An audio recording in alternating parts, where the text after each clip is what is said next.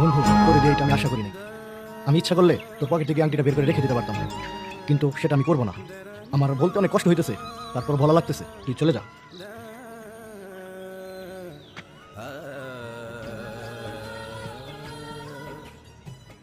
ওই ঘটনাটা ছাড়া পার্টিটা ভালোই ছিল।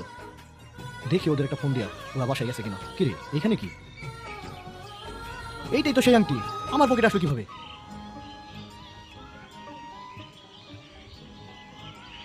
ও হ্যাঁ, আমি হাত দেওয়ার সময় তো এটা পকেটে রাখছিলাম।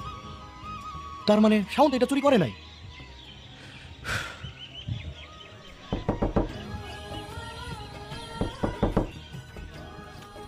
বন্ধু,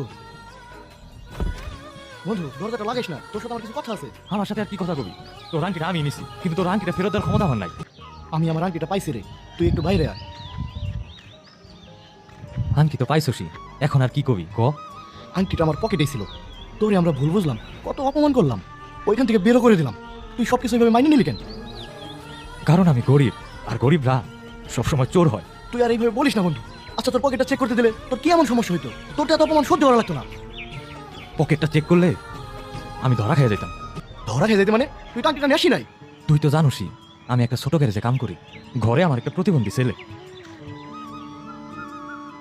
ওর চিকিৎসা করাইতেই আমার সারা মাসের বেতন শেষ হয়ে যায়। আমার পোলাটা কোনোদিন ভালো মন্দ খাইতে পারে না। কয়েকদিন যাবতই ও আমার কইতেছে যেন ওরে ভালো মিষ্টি এনে দিই। আমি কোনতে আনুম? আমার কাছে তো টাকা পয়সা থাকেই না। তোর অনুষ্ঠানে গেলাম, যাওয়ার পরে দেখলাম টেবিলে ভালো মিষ্টি সাজানো রয়েছে। তখন তোরা সবাই মিলে ছবি তোলায় ব্যস্ত।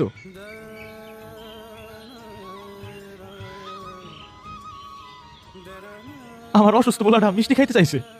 আমি না, ওই মিষ্টি দেখে লোকটা সামলাইতে পারিনি, তাই দুইটা মিষ্টি ওই জায়গা থেকে পকেটে পড়ছিলাম।